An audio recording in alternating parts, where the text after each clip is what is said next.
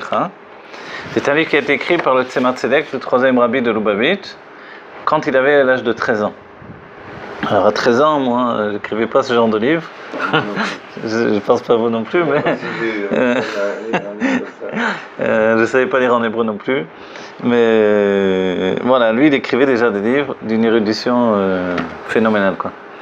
Et voilà, la première, on va dire, s'appelle Tamei HaMitzvot. Tamei HaMitzvot, ça veut dire le sens des mitzvot. D'accord? Le terme Tamei HaMitzvot, on le voit dans les écrits du Harizal également. Il y a un livre qui s'appelle Écouter Torah du Harizal. Et là-bas, il y a aussi ce qui s'appelle Tamei HaMitzvot, l'explication des mitzvot selon la Kabbalah. Voilà. Ici, là, le Tzemar Tzedek, le troisième rabbi de Lubavitch, qui s'appelait Menachem Mendel. Sa femme s'appelait Chaya Mushka, ça vous dit quelque chose? C'est exactement la même configuration que le rabbi de la génération. Et lui aussi, on a dit qu'il était Mashiach. Et alors on a dit, alors, la date de Mashiach, ça correspond à toi, quoi. Il a dit, j'ai publié le livre d'Admor Morazaken qui s'appelle le Likutei Torah. Et en fait, la chose a été relancée par le rabbi Moharaj, son fils, et après on compte encore 3 rabbim, comme les 3 premiers, pour avoir la même configuration et pour qu'il y ait un nouveau Mashiach. Vous voyez? Parce que le but de la Chassidut, en général depuis le Baal Shem Tov, en vérité, quand on voit même les écrits de Rabbi Chaim Ben Attar, lui-même, Rabbi Chaim Ben Attar, il écrit qu'il était Mashiach, parce qu'il descendait de David, et il avait vraiment toutes les conditions. Et il écrit ou Mashiach Shmo Chaim, dans son livre, le Or HaChaim HaKadosh. La première fois qu'il a été édité, l'éditeur a vu ça, il a dit qu'est-ce que c'est ça? Il se prend pour Mashiach. Et il a enlevé le nom. Et l'éditeur, il n'a pas passé l'année. Parce que c'était Emet. Il était le Mashiach de sa génération. C'est ce que nous a enseigné le Rabbi. Dans chaque génération, il y a un Mashiach potentiel. Si on a le mérite, il se dévoile comme le Mashiach définitif. Voilà.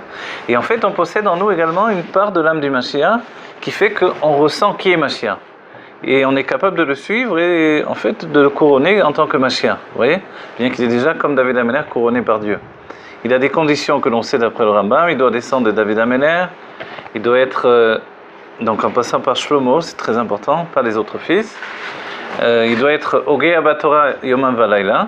Il doit être occupé à étudier la Torah jour et nuit. Il doit, amen, pousser tout le peuple juif à faire Torah Mitzvot. Si on a ces 3 conditions d'après le Rambam, qui est le seul possèque sur les sujets de Mashiach, on peut aller dire Yehi Adonai Moranu Rabbeinu Melech Mashiach. Et c'est ce que le Rabbi nous a dit. Il faut voir d'après le Rambam qui est Mashiach. Et du coup, on s'est retourné vers le Rabbi, quoi, qui correspondait exactement, puisque le Rabbi descend de David HaMelech. C'est la lignée même du Baal Shem Tov, qui vient de David HaMelech aussi. Et elle remonte à Rashi, lequel dit qu'il descend elle remonte d'abord au Maharal de Prague, et ensuite à Rashi, et tous deux disent qu'il descend de David HaMelech, et c'est la lignée directement passant par Shlomo. Et après le fait qu'il étudie la Torah jour et nuit, bon, on se doute qu'il faisait pratiquement que ça, en dehors du fait qu'il s'occupait du peuple juif, et qu'il ait poussé tout le peuple juif à faire Torah et Mitzvot, il rentre dans la catégorie de Cheskat Mashiach, c'est-à-dire un Mashiach potentiel. C'est pour ça que tous les rabbinim de génération, le Rav Mordechai Eliyahu, le Rav Ovadia Yosef, ils ont tous signé que le Rabbi est Mashiach. L'état d'après Gimel Tammuz, c'est l'état qui doit provoquer ce qui s'appelle Mashiach Vadaï. C'est-à-dire il reconstruit le Bet Hamikdash Bimkomo, il reconstruit le Bet Hamikdash, le terme Bimkomo, le Rabbi l'a expliqué, et ensuite il ramène tous les enfants d'Israël. Voilà. Et alors on dit, pour ceux qui pensent qu'un tzaddik peut mourir, je rapporte ça parce qu'un tzaddik ne meurt pas, c'est l'enseignement essentiel de toute la Torah. Les Tanaïm ne mourraient pas, les Amoraïm, etc. Ils partent pour que l'on ait le libre arbitre de croire qu'effectivement un homme qui à ce niveau-là peut partir. Mais il y a un passage qui nous dit Yamutu velo bechorma. Il mourra, mais non pas dans la chorma. Celui qui atteint le niveau de chorma, de sagesse, vraiment au niveau profond de la sagesse, il ne meurt plus. Comme Rabbi Yehuda Nassi, qui revenait faire le Shabbat chez lui, le Kiddush même, et rendre quitte tout le monde. Le Rabbi nous fait remarquer que s'il rend quitte les autres, c'est que lui-même est obligé de faire le Kiddush. Je ne peux pas rendre quitte si moi je suis pas tour du Kiddush. Donc en fait, pendant 1 an, il a fait le Kiddush à sa famille. Le fils de Rabbi Shimon Bar Yochai, Rabbi Elazar, était dans un grenier, je crois, pendant 14 ans. Il n'a pas été enterré. Sa femme elle s'occupait de lui, elle lui coiffait les cheveux, lui coupait les ongles. Et il répondait à travers la porte aux questions de halakha. Il n'y a eu que des brachot, il bénissait tout le monde. Les femmes avaient que des bons enfants en bonne santé, etc. etc. Et plein d'autres histoires dans la Gemara. Pendant 14 ans, ouais. Il y a des histoires sans fin. Le Harizal, il a pris lui-même son mikvé après qu'on ait nettoyé son corps. Rabbi Chaim Vital, vous savez le mikvé du Harizal à Tzfat, où on se baigne. Là-bas, il s'est baigné après qu'il soit mort. Je le dis là pour rigoler, parce que ça demande qu'il n'est pas mort, quoi. Son élève Rabbi Chaim Vital lui a dit: Rabbeinu, tu nous as dit que c'est toi-même qui allais te tremper au mikvé. Il s'est levé, il a été, après qu'on ait nettoyé son corps. Il s'est trempé 3 fois dans le mikvé, il est revenu se coucher. Le Or HaChaim, il y avait un endroit où ils avaient peur de passer sur le mont des Oliviers, un endroit qui s'appelait la porte du Guéhinom, et ils voulaient faire un détour et ne pas passer devant, parce qu'il y avait une légende qu'une main était sortie, avait attrapé tout le monde. Donc ils avaient tous peur de passer là, devant cet endroit-là. Le Or HaChaim leur a dit avant de partir: passez devant, ne vous inquiétez pas, je m'occupe moi de ce qui va se passer, tout ira bien. Et quand ils sont passés, donc il était déjà accouché, quand on transporte un mort, vous avez déjà vu, il s'est assis tout à coup, il a dit des psukim, tout le temps qu'ils sont passés, après il s'est recouché. Et des tas d'histoires, Rabbi Chaim Vital, l'élève de Harizal, qui s'est fait enterrer avec les écrits, tous les écrits, ce qu'on appelle les Ktiv Harizal, en fait il les a donnés à personne, il s'est fait enterrer avec, parce qu'il s'est dit que personne n'était au niveau d'étudier tout ça. Et c'était essentiellement pour la génération qui allait accueillir Mashiach, notre génération en fait. Et il s'est fait enterrer avec ses écrits. Et après son fils et un autre tzaddik ont fait She'elat Chalom. She'elat Chalom, c'est qu'on peut poser des questions à un tzaddik par le biais des Chalomot, c'est quelque chose al-pi Kabbalah. Et il a répondu, il a permis d'aller chercher les écrits. Ils ont ouvert la tombe, et il avait tous ses écrits dans les mains, il a ouvert les mains. Ils ont pris donc des écrits activés Yad, ils ont pris, il a fermé les mains, il en avait encore plein dedans. Donc tout ce qu'on a d'activé à Harizal, c'est ce qu'il a laissé prendre. Et les autres, on le découvrira dans la Géoula. Pour vous dire tout ça, que l'état de Mashiach Vadaï peut également passer par une situation Ve'imu minam metim, comme il est écrit dans la Maseret Sanhedrin, et s'il est d'entre les morts, Mashiach, Kegon Daniel Ish Chamudot, comme Daniel. Et les sages nous rapportent alors par rapport à Mashiach qu'en fait Mashiach il a un cycle de dévoilement. Ça s'appelle Nirse Venigle Venirse Venigle. Il se dévoile, il se cache et il se redévoile. C'est rapporté dans le Rabanel, le Rashi, c'est rapporté dans le Harizal, le Shara, également le Ramak, Rabbi Moshe Cordovero, le Zohar, pratiquement dans énormément de textes. Pourquoi? Parce que Moshe, quand il est venu délivrer le peuple juif, il n'est pas venu et puis on est sorti d'Égypte. Il est venu, il a annoncé la Géoula. Ça a été encore plus dur.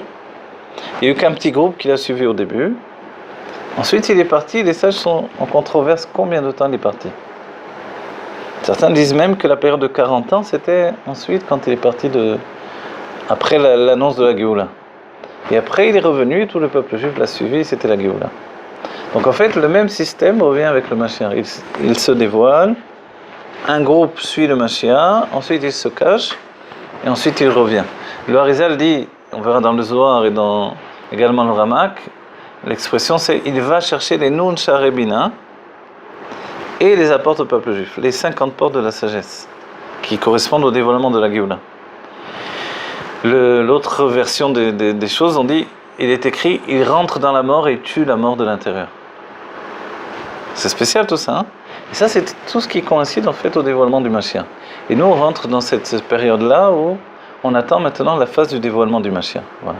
Donc un processus a été entamé, et c'est pour ça que la définition, le Rabbi a dit, il y a une nécessité de dire qui est Mashiach, non pas pour uniquement dire que moi je préfère cette personne-là plutôt qu'une autre, mais pour désigner que le processus est entamé. Et que à la fin du processus, c'est la Géoula Métis Vashlema. Voilà. Donc c'est pas un inconnu qui vient par hasard qui nous délivre, c'est vraiment cette définition-là. Voilà. Alors maintenant, ce livre-là, il s'appelle Der Mitzvotecha, le chemin des mitzvot, d'après un passouk des Teilim. La première mitzvah, il va dans le sens des mitzvot. La première mitzvah, c'est la mitzvah de Peria Verivia. Voilà, de croisser et multiplier. Donc Dieu nous ordonne d'avoir des enfants, c'est déjà une mitzvah. On a vu qui a été donnée à Adam Arishon. C'est une ordonnance. Ensuite, elle sera répétée au moment du don de la Torah, le fait qu'elle devient comme une mitzvah à part entière. Alors, mitzvah piria verivia, perurvu, inyan mitzvah piria verivia, alors de croisser et multiplier. Inyan Bourazad, dans Maseret Nida. La Maseret Nida, c'est l'endroit dans la Gemara qui rapporte tous les sujets qui sont liés à l'enfant. C'est-à-dire la femme, évidemment, tout le côté de Nida, d'où son nom. Rappelez pourquoi une Maseret, c'est-à-dire un livre du Talmud, s'appelle par un nom. Par exemple, Maseret Betsa, on ne pense pas que tous les livres parlent d'un œuf. Oui. Alors pourquoi? Parce que les premières paroles parlent d'un œuf qui a été pondu pendant Yom Tov. Du coup, toute la Maseret s'appelle Betsa. Oui. On le voit avec les parachutes aussi, Bamidbar, parce que le passo qui commence par Bamidbar, etc. Donc en fait, Nida, c'est le sujet essentiel tout de même de Maseret Nida, mais on parle de tas d'autres choses. Comme toujours dans la Gemara c'est une grande promenade avec plusieurs niveaux d'araméen, plusieurs discussions entre les sages, etc. Et une chose amène une autre, et on parle comme ça en association d'idées. Voilà. Ici, la Maseret Nida nous parle également de l'enfant dans le ventre de la mère. C'est-à-dire, qu'est-ce qui construit un enfant? Donc c'est le stade où l'enfant est dans le ventre de la mère, mais qu'est-ce qui a amené le principe de base, tous les éléments qui vont faire l'enfant? Alors il est écrit, les sages ont dit, Shlosha Shutafim Ba'adam. On avait rapporté la dernière fois, on va le rapporter ici avec le texte. Il y a 3 associés dans l'homme. C'est-à-dire, pour faire un enfant, un homme, il faut 3 associés. Voilà. Alors, il est écrit, Av, le père, Mazria Loven Shemimenu Atamod Vegedim Vezipornaim. Le père, lui, il donne la semence qui est blanche, la semence de l'homme, et elle s'appelle Loven. Vous voyez comment en hébreu les choses sont extrêmement précises. C'est-à-dire que le terme même désigne que cette semence est blanche, et en réalité, ça va donner tout ce qui est blanc dans l'enfant. Alors, donc ça va donner les guidim, les atsamod, les guidim, les os, les tendons, les ligaments qu'il y a dans le corps, vetsipornaim, et les ongles, omoar sheberosho, veloven sheba'ain, le cerveau qui est dans la tête, et le blanc de l'œil. Tout ça, c'est donné par le Père. Vous voyez? Puisque, on comprend bien, c'est une idée simple. Il donne ce qu'il est. L'homme vient de ce qui s'appelle le chesed, la générosité. La générosité, c'est l'expression, mais c'est aussi une couleur. Parce que tout ce qui vit dans ce monde a une source spirituelle. Le blanc, c'est la couleur du chesed, de la générosité. Et comme l'homme est attaché à cette couleur dans son âme, en fait, il transmet ce qu'il est. Et donc, sa semence, c'est également de la couleur blanche, laquelle va donner tout ce qui est blanc dans l'enfant. C'est extraordinaire en réalité. La mère, on a bien compris dans la suite, ça, il est écrit Mazria Odem, Shemimenu Or Vebasa. La mère va donner une semence qui s'appelle Odem. Voilà, la Odem, c'est de l'étymologie de rouge. Ce qui va donner le or, la peau et la chair. Sur la question est-ce qu'une femme a réellement une semence ou non, c'est une grande question que les médecins se posent en réalité. Mais ce que l'on appelle la semence, c'est tout au moins une considération d'humidification dans la femme, voyez, et d'une préparation à donner en fait tout ce qui va être la base de l'enfant. C'est-à-dire c'est la préparation déjà d'intégrer un enfant dans son ventre à partir de la base de ce que va lui donner son mari. Et c'est réellement en fait comme une semence. Cholé. Il y a des docteurs qui ne sont pas trop d'accord avec ça, mais dans la Torah, on est entièrement dans cet état d'esprit, puisqu'il y a même une paracha qui parle de ça. Isha et Tazria. Hakadosh Baruch Hu noten bo ruach u neshama. Dieu va donner le ruach et la neshama. Si on comprend bien ici, il y a 3 éléments qui sont donnés par 3 propriétaires, 3 personnes, et chacun va donner ce qu'il est. Dieu, comme il est du divin, les dieux, il va donner l'âme dans 2 niveaux qui s'appellent le ruach et la neshama. Ruach, neshama. Ce qui est étrange, c'est que au départ, on dit que l'enfant, quand il vient au monde, il a d'abord le nefesh. Après, dans les Ktivei Arizal, il est écrit Zachai Yatir quand il va se purifier, c'est-à-dire qu'il va commencer vraiment à faire tout ce qui est lié à l'accomplissement de Torah et Mitzvot dans l'action. Il va recevoir la plénitude du nefesh et ensuite il va commencer à se diriger vers les sentiments d'Avat Israël et de l'amour et la crainte de Dieu. Et là, il va recevoir le ruach. Et pour la neshama, il faudra qu'il atteigne déjà un niveau de compréhension du divin. Et ici, c'est curieux parce qu'immédiatement, Dieu lui donne le ruach et la neshama. c'est étonnant puisque ça contredit a priori tous les écrits de Kabbalah, et du Zohar, etc. Donc c'est quoi l'état d'esprit? En fait, on doit comprendre que, évidemment, c'est pas la Kabbalah a raison et la Gemara a tort, c'est jamais comme ça. Et là, ici, le texte de la Gemara nous dit qu'en vérité, en potentiel, il possède déjà tout ça. C'est le don de Dieu. Maintenant, le travail, c'est de dévoiler ces niveaux-là. Pourquoi il n'est pas écrit le Nefesh? Parce qu'il est défini que c'est le père qui donne le Nefesh à l'enfant. Le père va donner le Nefesh, et le Nefesh, c'est vraiment la base de l'âme de l'enfant. D'où viendra le Nefesh de l'enfant? Il viendra du réservoir d'âme que l'homme a donné dans sa femme par la première union. Donc en fait, quand l'enfant va prendre sa part du réservoir d'âme, il va prendre en premier lieu le Nefesh. Vous voyez? Et dans ce Nefesh, il y a suffisamment pour donner lui-même à son tour à sa femme. C'est assez extraordinaire quand on pense. Donc il prend déjà ce qui s'appelle 6 parties de l'âme. 6 parties de l'âme qui correspondent aux sentiments. Chesed, Gvura, Tiferet, Netzar, Od, Yesod. Tout ça, il va le prendre en un même moment. Ça va être la base de sa vie. C'est-à-dire que l'âme, elle a des niveaux successifs par rapport à des mondes différents. Et c'est ce que l'enfant va prendre, ce qui lui revient. Une fille prendra beaucoup moins.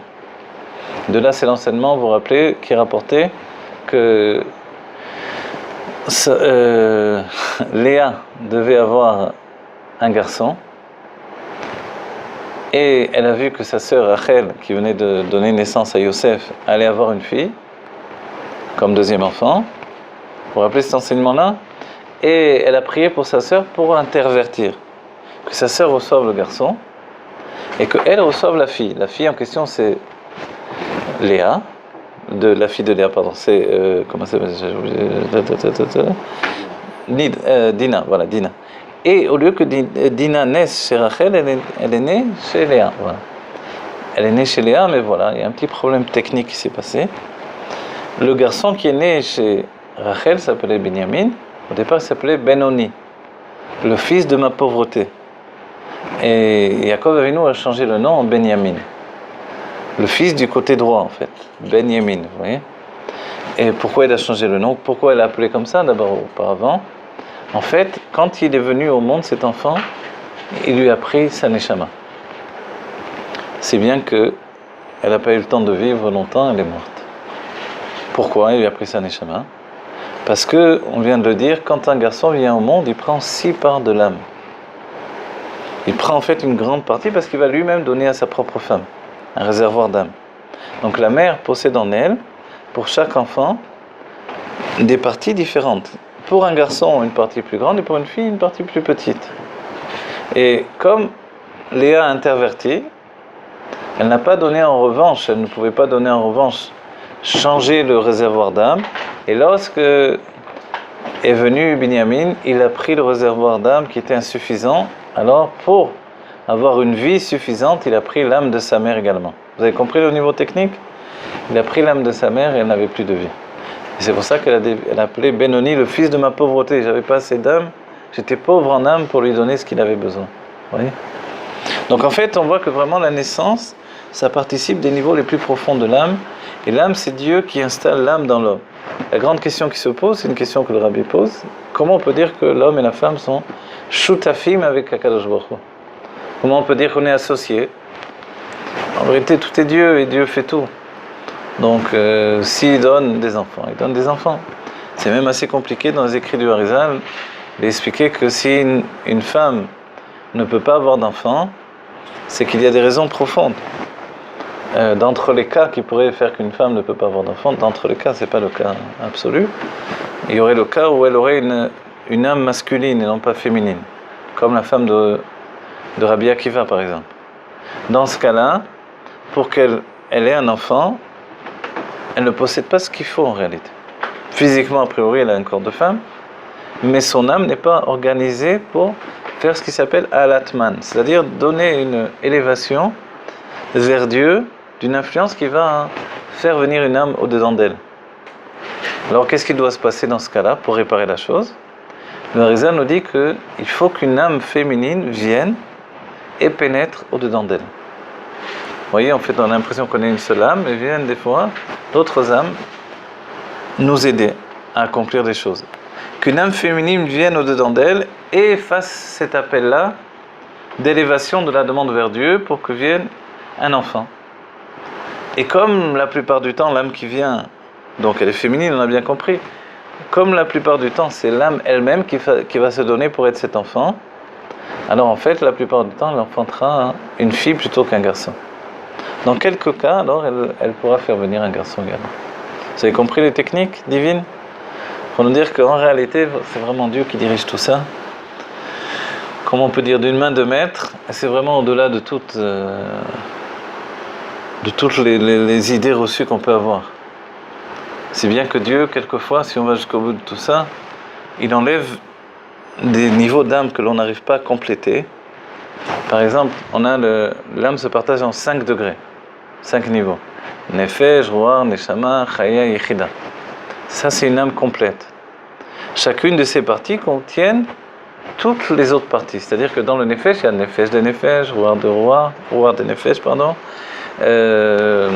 Neshama de Nefesh, Chaya de Nefesh et Yechida de Nefesh. Et ainsi de suite, dans tous les niveaux ensuite. Tout contient tout, c'est l'une des généralités du Harizal. Tout est contenu dans tout et tout contient tout. Donc en fait, il est évident que dans tous ces niveaux, s'il y a tout, alors c'est-à-dire qu'on doit tout réussir également, si vous comprenez bien. Chacun d'entre nous, on doit aller au bout de tous ces niveaux. Et c'est pour ça que l'homme revient dans des vies successives. On revient dans des vies successives, l'Admor HaZaken écrit dans les Ilchot Talmud Torah, pour étudier toute la Torah et faire toutes les mitzvot. C'est la raison même des Gilgulim, des réincarnations. Autrement, on n'aurait pas besoin de revenir. La première fois où on est venu, si on n'avait pas fauté avec Adam Rishon, alors on est appelé une âme nouvelle. Si on n'a pas fauté avec Adam Rishon. Si on a fauté avec Adam Rishon, on n'est pas appelé une âme nouvelle. Et la première fois que l'on vient, alors on vient une âme neuve, comme l'âme d'un enfant. Et on emmagasine tout en une fois, on peut tout réussir. Mais il arrive quelquefois qu'un homme, après avoir obtenu un niveau très élevé, disons qu'il atteint le niveau du roi, qui est la perfection dans les sentiments de Torah et Mitzvot, l'amour et la crainte de Dieu, ou l'amour et la crainte de l'autre juif, tout à coup, il peut chuter de niveau. Et quand il chute de niveau, alors qu'est-ce qui se passe? Alors, en réalité, il arrive souvent que, en fait, son roi, son niveau d'âme, est trop élevé pour lui. Alors, qu'est-ce que fait Dieu? Il enlève ce niveau trop élevé, il le donne à un autre juif. Et cet autre juif va faire le travail à sa place. Mais cet autre juif, en vérité, lui-même, travaillait sur un niveau qui était trop élevé. Dieu lui a enlevé son niveau à lui, il lui a donné un autre. Pendant ce temps, lui, il travaille sur le niveau de celui pour qui c'était trop élevé également. Et l'autre à qui a donné son niveau à travailler, en attendant, il ne peut pas rester avec un trou comme un gruyère. Il faut lui compléter son âme. Alors il reçoit un niveau de quelqu'un d'autre à nouveau. Vous comprenez ce qui se passe dans nos vies? Sans qu'on le sache, en fait, quand on est Israël, Arevim, Zelazé, on est tous garants les uns des autres, c'est qu'en fait, on échange nos âmes les uns avec les autres. Disons, moi, j'arrive pas à atteindre un certain niveau, hop, on te le transfère à toi. Tu es plus élevé que moi, tu arrives à ce niveau, à le compléter. Pendant ce temps, je ne vais pas rester sans travailler. Je prends le niveau d'un autre, et ainsi de suite, comme ça on roule.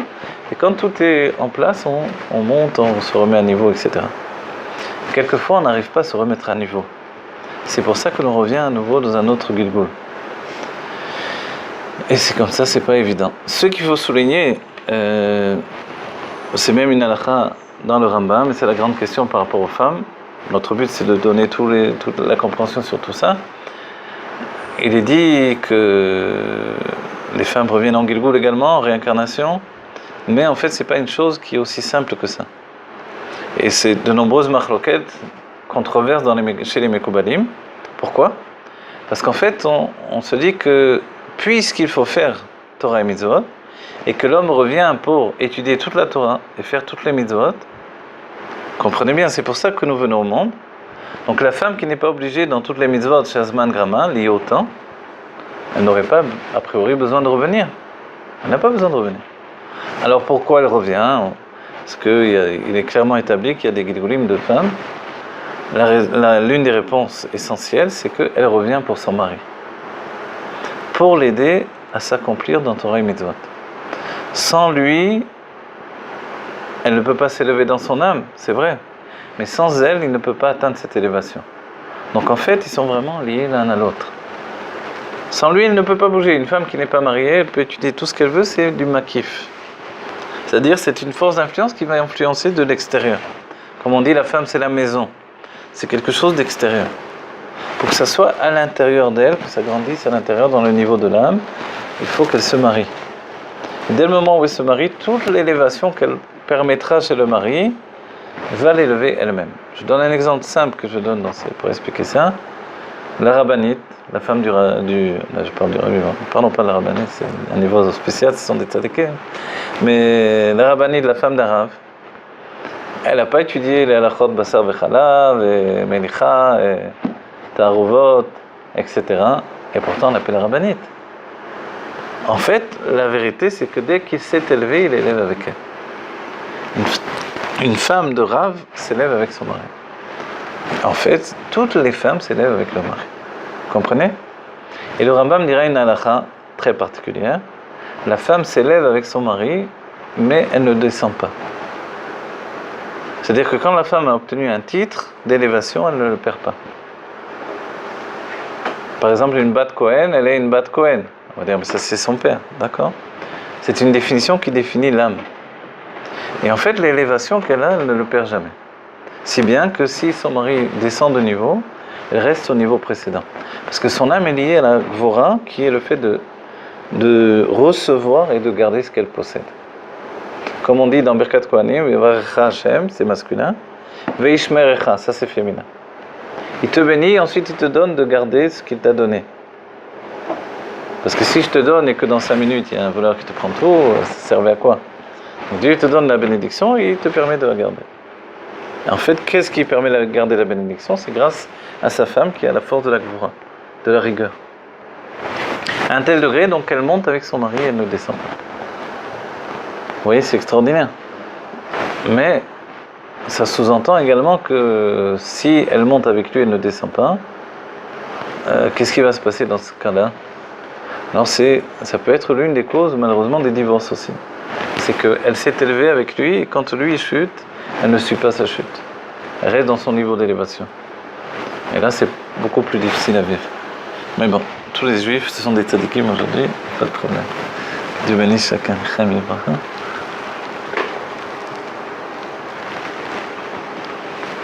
Si vous ne comprenez pas, vous pouvez m'arrêter ou si vous avez des questions, évidemment. Alors, on a vu que la Kadosh Baruch Hu noten bo ruach uneshama chole ve'inei noda al pi ma shekatuv ve'neshamot ani asiti. Et l'on sait, d'après ce qui est écrit, ve'neshamot ani asiti. Et les âmes que j'ai faites. Moi, j'ai fait des âmes, c'est Dieu. Comme on a dit, c'est lui finalement. Ah oui, la question auquel on n'a pas répondu quand même. Il est dit que et la question c'est comment on peut dire qu'on est choutaf avec Dieu. Le rabbi répond du fait qu'on a le libre arbitre de se marier ou non. Il y a des gens qui restent célibataires toute leur vie. Ils aiment bien rester célibataires. Ils font en sorte de jamais avoir d'enfants. Et voilà, tout va bien pour eux. Enfin, tout va bien, entre guillemets, dans leur état d'esprit, quoi. En réalité, tout va mal. Ils pensent que tout va bien. Et donc, le libre arbitre, c'est celui-là de se marier. Et se marier, ça veut dire vivre avec quelqu'un qui est très différent de moi. Et il n'y a pas plus différent que l'homme et la femme. Cette différence, elle est vraiment comme deux mondes différents. Et en réalité, cette différence, elle est entre le chesed et la gvura, véritablement entre toutes les forces d'influence et tout ce qui est l'état de dévoilement de cette influence.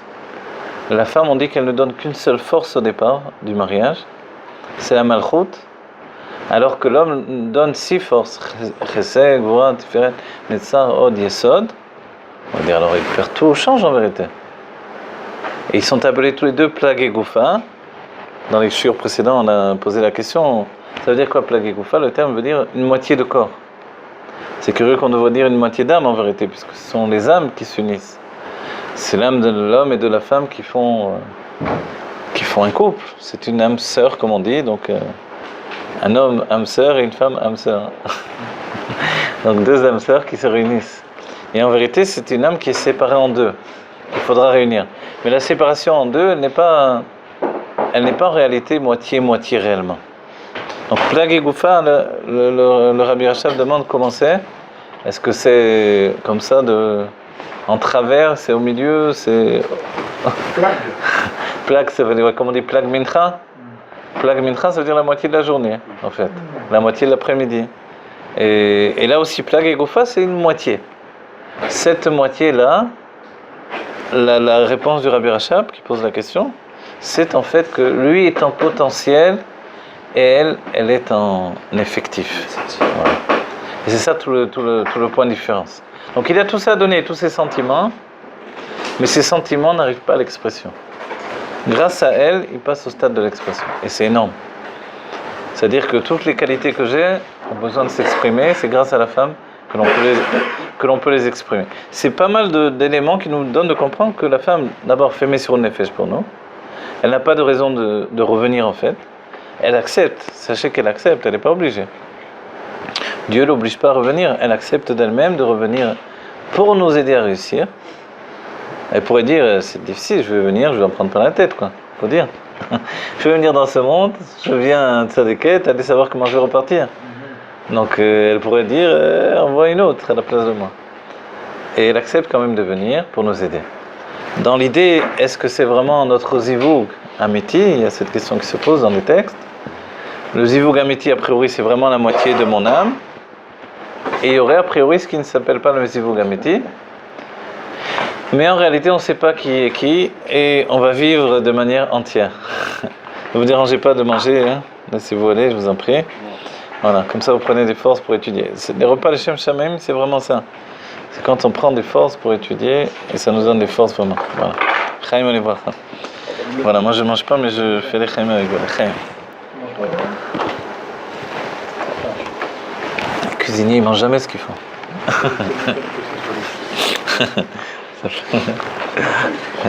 Ah, voilà. Bravo. Ah, la maison c'est la femme. Alors. C'est pas rien avec tout ce qu'on vient de dire. Allez, des chaim levacha. Alors voilà, il est dit donc Venefshamot ani asiti. Le texte nous dit, c'est curieux, le texte parle au pluriel. Et des âmes, j'ai fait. Et j'ai fait des âmes. Venefshamot ani asiti. J'ai fait des âmes. Qu'est-ce que ça veut dire? Pourquoi c'est au pluriel? D'accord? Comment ça se fait que c'est au pluriel et j'ai fait des âmes? En fait, ça sous-entend chez Yesh Badam Bet Nefashot. Et là, on a changé de terme. D'abord, on a dit Neshamot. Neshama, c'est un niveau de la Torah, un niveau de l'âme, pardon. Et après, on a dit Nefashot, Nefesh. Il y a Nefesh, Ruach, Neshama. Neshama, c'est le troisième niveau. Nefesh, c'est le premier. Comment ça se fait qu'on change de terme? Parce qu'on va parler de la deuxième âme qui s'appelle Nefesh Abahamit, en fait, qui arrive en premier. Il y a d'abord la Nefesh Abahamit et ensuite la Nefesh Elokit. L'âme animale et ensuite l'âme divine. Vous voyez? On vient au monde avec une âme qui s'appelle Nefesh Achionit, Otivit, une âme naturelle qui nous vitalise. Mais comme on n'arrête pas de manger, l'enfant il prend goût à la nourriture, il demande encore, il pleure, il redemande encore. Et finalement il va aimer les bonbons, il va aimer les sucreries, il va aimer... Et son âme vitale, naturelle, devient une âme animale. C'est-à-dire c'est péjoratif. Quand tu es devenu animal, c'est une chute dans l'âme. Puisque âme et animal, a priori, ça ne correspond pas exactement. Donc en fait, il y a eu une chute. Et cette âme animale elle-même, alors, la Nefesh Abahamit, où elle se trouve? Amit la Beshet Bedam Adam. Elle s'habille dans le sang de l'homme. La Chioto, pour le vitaliser. Vegam et Sichliut. Là, la conjugaison, elle n'est pas comme on a l'habitude. On aurait dû dire Vegam et Sichlit. Mais enfin, quoi qu'il en soit, il utilise une conjugaison différente. Vegam et Sichliut, elle est également intellectuelle. La skill kol mini chokhma shebaolam. Pour réfléchir toutes sortes de sagesse qui existent dans le monde. Les mathématiques, l'anglais, je sais pas quoi, un truc machin. La géographie, toutes les sagesses du monde, on va dire, de compréhension, c'est l'âme animale qui va être capable. Mais dans son niveau supérieur qui s'appelle l'âme intellectuelle. D'accord? L'âme intellectuelle, c'est une part supérieure de l'âme animale. Et l'âme animale elle-même, elle possède également un intellect. La différence, on verra dans les textes de Chassidut, l'intellect de l'âme animale lui permet de réfléchir comment cuisiner un plat, par exemple. Il faut un minimum d'intellect. Sinon, je prendrais n'importe quoi, je mangerais, quoi. Mais on voit que pour cuisiner, il faut savoir accommoder des ingrédients. Les cuire à une certaine température, etc., etc. Donc en fait, l'âme animale nous permet de nous débrouiller dans le monde matériel, de réfléchir comment gagner de l'argent, etc., etc. Tant que je ne suis pas en train de faire des études intellectuelles, c'est uniquement l'intellect de l'âme animale. Quand je rentre à l'université, évidemment, ou même dans mon enfance, quand j'étudie des choses intellectuelles, ou quand je travaille dans un monde intellectuel, comme mathématicien ou je ne sais pas quoi, en réalité, évidemment, c'est l'âme intellectuelle. Mais en dehors de ça, on utilise au quotidien l'intellect de l'âme animale. Vous voyez ? Qui nous permet de vivre. C'est-à-dire on peut au quotidien n'utiliser que l'intellect de l'âme animale. Donc en fait, traduction, c'est un intellect qui me permet d'obtenir mes plaisirs. Uniquement. Il est très intelligent pour obtenir ses plaisirs, mais il n'a pas l'abnégation, on va dire, le fait d'aller contre sa nature comme l'intellect véritable, de l'âme intellectuelle. C'est-à-dire que quelqu'un qui est vraiment intellectuel, il est capable de retarder son repas, par exemple. Alors que ça lui coûte, quoi. Alors qu'il peut avoir déjà mal au ventre, etc., etc. Non, là, vous mangez, vous faites bien, justement. C'est très bien de le faire. Ouais, ben vous, comme vous faites vous, de venir à un cours et de retarder votre repas, etc. Des vrais tzadikim. Mais là, non, au contraire, mangez bien et prenez des forces, voilà. L'un des buts du Baal Shem Tov, quand il a exprimé le fait d'organiser des Hivadoyot, des réunions chassidiques, c'est surtout, entre autres choses essentielles, on va dire, d'entraîner avec nous l'âme animale. On entraîne l'âme animale et on lui dévoile finalement que servir Dieu, c'est pas quelque chose de désagréable. On peut boire une anisette, un casanis, un pastis, une bourra. Voilà, c'est pas parce qu'on ne boit pas de vin dans cette période-là qu'on va se priver.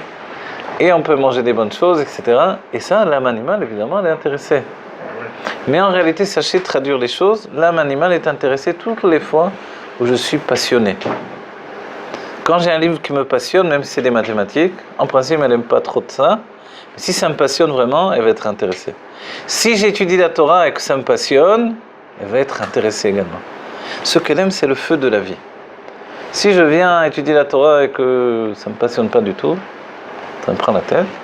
Si je viens prier et que j'ai envie de dormir, et je suis content uniquement quand je sors de la prière, ça arrive, hein, c'est souvent, malheureusement. Alors, je suis très content que je sorte de la prière parce que je suis sorti de la Beth Knesset, quoi. Mais si je suis comme ça, forcément, l'âme animale n'a pas participé à ma prière. Donc elle a plutôt intérêt à m'éloigner de la prière parce que ça ne l'intéresse pas. Donc elle va me dire « Ah, j'ai pas envie de prier aujourd'hui, etc. » n'y va pas, un truc. Mais si la prière pour moi, c'est « Ah, enfin, je prie, je suis bien. » Il y a un bon masgan, etc. Dehors quelque chose. Alors elle va venir avec plaisir. On comprend bien qu'en réalité, elle n'est pas là pour nous faire chuter. Elle est là pour dévoiler un feu dans la vie. Un être passionné, c'est ce qu'elle veut. Et si on est un être passionné dans Torah Mitzvot, on transforme vraiment notre âme animale. Et c'est le but de notre venue dans ce monde. Et c'est pour ça, d'après la Chassidut, on a un aspect différent, une vision différente du monde matériel. On ne va plus le fuir comme dans le monde de la Kabbalah ou du monde lituanien, etc., du Moussa. On va aller vers le monde, parce que seulement dans le monde, on peut transformer notre âme animale. Donc on a besoin du monde.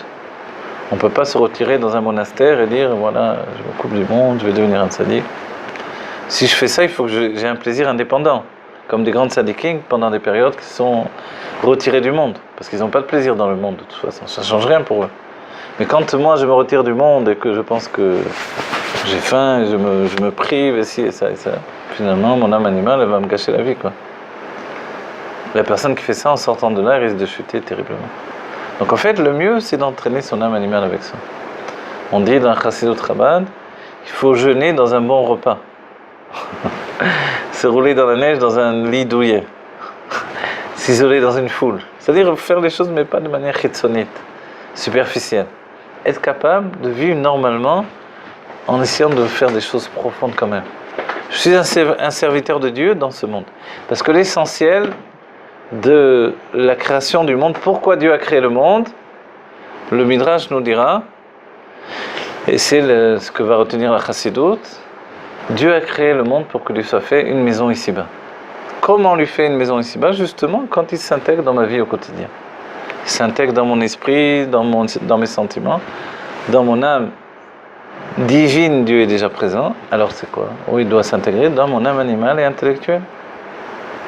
Donc c'est pour ça que je suis venu au monde. Donc en fait, l'Admor HaZaken dit clairement dans le Tanya, si je sers Dieu uniquement avec mon âme divine, qu'elle ne va se dévoiler qu'à l'âge de la bar mitzvah, de la ban mitzvah chez les filles, alors en fait j'ai rien fait. Je dois servir Dieu dans mon corps et mon âme animale. C'est le but de ma venue dans ce monde. Pour transformer ce qui s'appelle l'obscurité en lumière. Voilà, Chashecha le Neora. Transformer l'obscurité en lumière, c'est notre travail. Jusqu'à ce que l'obscurité disparaisse pour toujours. Elle se débat, on est au dernier moment de l'obscurité, elle se débat encore, on voit. Mais c'est parce qu'elle va disparaître. On n'en a plus pour longtemps. On espère que c'est terminé pour elle maintenant. C'est pour ça que la Géoula est dévoilée comme une grande lumière qui va se dévoiler. Et cette grande lumière va nous débarrasser de tout ce qui entraîne l'obscurité dans le monde. Cette lumière qui va être une lumière, a priori on peut penser aveuglante, il est écrit que cette lumière-là, elle va guérir en premier lieu les aveugles. Ensuite, elle va nous guérir totalement. Elle va guérir notre corps, elle va tout guérir. Et elle va être tellement puissante qu'elle va déjà vitaliser le corps et lui donner en fait son énergie vitale, l'énergie que le corps possède en lui, elle va la dévoiler. Et à ce moment-là, le corps va atteindre, c'est les paroles du Rabbi, j'improvise pas là. Le corps va atteindre, et c'est d'après les Midrashim, d'après les sages, le corps va atteindre son aspect de Géoula déjà. Il y a deux états dans la Géoula. Le premier état qui s'appelle Imot HaMashiach, les jours du Mashiach, et nous avons déjà entamé les jours du Mashiach. Et le deuxième état, ce sont les jours pour lesquels le monde a été créé, ce sont les jours de Triat HaMetim, la résurrection des morts. À partir de la résurrection des morts, les lois changent totalement. Il est écrit Shamaim Chadashim V'Aretz Chadashim. Un nouveau ciel et une nouvelle terre. Un nouveau corps. Un corps parfait, plus parfait que le corps d'Adam HaRishon. Mais avant même cette période de Triat HaMetim, et c'est une marloquette combien de temps, depuis Imot HaMashiach, les jours du Mashiach, jusqu'à la résurrection des morts, certains disent 40 ans. D'autres disent non, dans la même année. On verra bien. Quoi qu'il en soit, on a entamé déjà depuis longtemps les jours du Mashiach, et on est déjà dans un développement. On est en train d'atteindre la perfection des jours du Mashiach. Donc on est les premiers temps. L'une des définitions des jours du Mashiach, c'est qu'on peut faire Torah et Mitzvot. Les rois ne nous obligent plus à aller d'après leur obligation. Donc on peut faire Torah et Mitzvot dans la plupart des endroits du monde aujourd'hui. À moins de se mettre en danger dans les pays arabes, où de toute façon je pourrais difficilement vivre, etc. Mais autrement, puisqu'on peut faire Torah et Mitzvot, c'est bien le dévoilement que nous sommes dans les jours du Mashiach, tout simplement. Dans ces jours-là, il va y avoir le Beth Amikdash, dans la première période. Il va y avoir le rassemblement des exilés. Le rassemblement des exilés, dans le côté profond de la Torah, dans la Kabbalah, il n'est pas exactement tel qu'on le voit dans le côté simple de la Torah. Dans le côté simple, c'est simple, justement, les gens viennent tous en Eretz Israël. D'un autre côté, il y a une difficulté, c'est que les sages ont annoncé que Eretz Israël va se répandre sur le monde entier. Vous connaissez l'expression Eretz Tzvi? Elle se répand, en fait, sur le monde entier. Comme la peau d'un tzvi, c'est d'un cerf. Elle est élastique. Plus on la tire, plus elle s'étend. Vous voyez? Et la terre d'Israël est comparée à la peau d'un cerf. On peut la tirer à l'infini jusqu'à ce qu'elle remplisse le monde entier. C'est le but, parce que l'état d'esprit, c'est qu'on ne va pas sortir d'Égypte et laisser une Égypte détruite, alors que c'était un paradis au départ. Mais on doit faire la Géoula dans le monde où on se trouve. La définition du Rabbi, qui a été donnée dans plus d'une sikha, Gola et Géoula, la même lettre, les mêmes lettres sauf le Aleph. Le Aleph qui vient dans Gola qui veut dire l'exil, et Gola devient Géoula. Et Aleph c'est Alofo Shel Olam, le maître du monde. Dès que l'on dévoile dans cet exil où on se trouve le maître du monde, en fait cet exil est un lieu de Géoula. Donc l'idée est simple, on ne doit plus attendre de quitter l'endroit où on se trouve, on est déjà en fait dans un monde de Géoula. À nous de transformer ce monde pour qu'il devienne réellement un monde de Géoula. Et tout est prêt, tout est là. D'accord ? Si vous voulez, on continue juste un petit peu peut-être vous êtes fatigué. Alors, les hommes, c'est dur, hein, travail dur, après il faut encore étudier la Torah. Qu'est-ce qu'elles veulent de nous les femmes? Chaim lebracha.